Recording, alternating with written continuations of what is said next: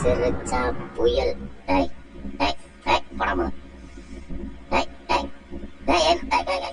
என்ன நினைச்சுக்கிட்டு இருக்கோம் மனசுல? இப்படி ஒரு நாய் இப்படி கழுத்து பிடிச்ச கழுத்து இருக்காதாடா?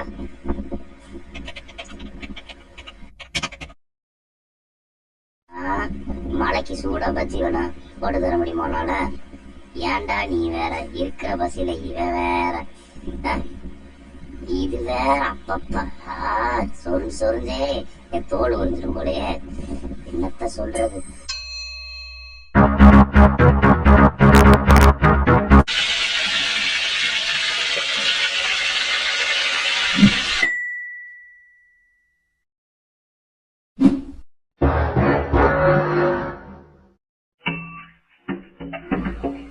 ஆகா எச்சி ஊறுதே.